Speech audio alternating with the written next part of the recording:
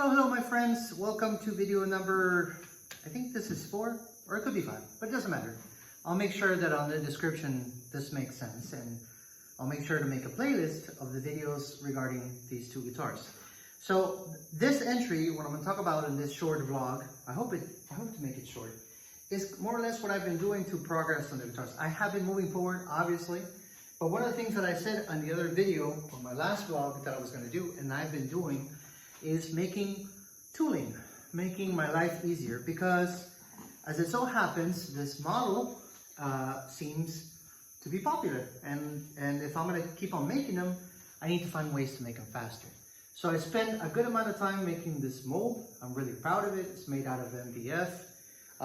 These things that I don't know what you call them, that are designed to press the calls against it, and that way I don't have to use any clamps, and it doesn't have to be all clunky and clumsy for me to, after I bend the sides, put on the mold and let it cool off to retain its shape. So that is done. Technically, my life just became a lot easier when making these guitars. And as I said, I'm making two. So today I got in the shop somewhat early and started working on closing one of the boxes. This guitar here is not going to be the one for my friend Brian. I don't think so. It's kind of the one that I'm experimenting with a little bit. So far everything has worked, but my friend Brian, as you might know, or I've discussed on other videos, is going to be a headless model. And to do a headless model, I would have to install, which I'm going to have to do in the other one, a metal plate underneath the top, which I didn't do, and the box is closed. So this is not going to be the one for him. Now, this is one of my favorite stages of guitar building, because after spending so much time planning, drawing, cutting, sanding, things start looking like a guitar. And so far, I think the guitar is looking really, really nice. Obviously, it's a smaller guitar. It is a short scale guitar. This one, I believe, is Gibson scale. Maybe a little bit smaller. I have to double check. No, I think it's Gibson scale. But on the wood selection that I'm using on this box, I think it's a good choice, and the second box is probably going to be the same. I'm calling box the body of the guitar. These are acoustic instruments, acoustic-ish as I call them. I'm using for the sides and the back, I'm using mahogany that I fell on the farm almost 3 years now, and it's been drying since then. And I'm using for the top, I am using cedar, red cedar. This was one of the pillars of my home, or was holding my home for almost 10 years. And so we did an upgrade. We actually went with whole cement, and that became now part of my wood stock. So that's good stuff. Now, one of the things that I want to do some more experiments on, and I saw the Pragmatic Luthier, the YouTube channel I recommend, if you are into guitar building, talk about it, is the choice of wood that you use not only for the top, the sides, and what have you, but also to make I think it's called perf links, the thing that goes around the guitar. I've made a video about a jig that I made, simple jig. Maybe one day I'll share it, but I'm sure people can come up with something nicer than me, to hold the top and the back to increase the area. Because once you make the sides they get sanded to 2 millimeters, sometimes even less, depending on the type of guitar you're making or the crazy bend you're trying to do. And of course, that doesn't leave a lot of area for gluing. So you usually bend another piece of wood, and it goes along the rim, and the back and the front gets glued to that. And the easiest way to do it is, the cutting ridges on it so that it becomes flexible. So the selection of this material is also key.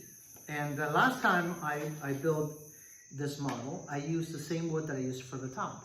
But I saw the guy from Pragmatic Luthier, I want to say his name is Dave too, but don't quote me on that one, saying that it's good to use a wood that is very soft on that.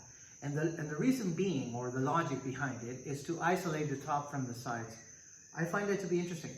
So I'm using pine this time. Pine, and we're going to see how it goes. The box itself, I think, has a really nice bassy tones. which is one of the concerns, I think, when you're making a small instrument, that you get something that's just all treble, no bass. But so far, this is sounding great to me. Another thing that I'm doing on this guitar that I've done on the other two that I've built of this model, Autumn Leaf, is the bass model, I guess, even for this one too, is that I actually put a spline in my guitars. And if you don't know what that is, I'm gonna go ahead and put a video, not picture, right here. And basically my logic behind that is that a lot of instruments, a lot of acoustic instruments, have to have a lot of bracing on the top, especially around the neck, so they can take on the tension of the strings in a more effective way. So think about the logic here. Think about the logic. You thin out the top so that it vibrates, so that it gives you, all the bass it can, because if it's too rigid, it won't give you bass. But then you brace it, which is fine, because if it's too weak, then with the string tension, it's just gonna buckle. So with that in mind, I thought to myself, and the first model that I built worked out so great, I think this is gonna be my thing from now on. What would happen if the tailstock and the neck block are connected? And that way, the tension of the neck doesn't have to be held only by the bracing on the front of the guitar, but also by that spline, that backbone, whatever you want to call it. And the first guitar, before I delivered it, it was under tension for almost 2 months. Didn't even need to be retuned. It was so stable, it was great. No deflection on the top, nothing, it was working great. Obviously, I won't know if it makes a huge difference until many, many years go by, 20 years go by, 30 years will go by. If it never meets a red neck reset, then I'm gonna say that's the total win. But I think my logic's pretty sound.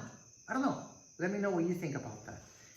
So the other guitar, the sister guitar to the box that I closed today, the one from my friend Brian, I'm focusing on trying to get it even louder. So it's also gonna have the spline, it's gonna have the connecting tailpiece with the neck block. But I do want to make the top a lot thinner. And I want to do that because my friend Brian's mission with this guitar, or his plan, is to have a guitar that he can travel with, and he's not going to bring the guitar amplifier with himself. So having something tiny that is as loud as it can be is kind of the goal. So I have the top almost ready to go. Needs a little more sanding, and I think for the bracing, I'm going to keep it this simple, just an X brace. And I also have the sides already cut, and I have to do the bending. But that's probably going to be for another day, because it's beginning to get pretty dark in here. Anyways, that's going to be it for video number 4, number 5, I can't remember. And if you don't know what this is about, this is the first video you ran into, go ahead and check out the videos of the channel. Go ahead and check out the first guitar that I built, Autumn Leaf. That was my best performing video. I still don't know why. Maybe it's a thumbnail. But I'm very grateful for the people who left me comments. Very grateful for you if you like this kind of stuff and you give me a like, or even better, if you gave me a sub. Anyways, take care, everybody, and be good.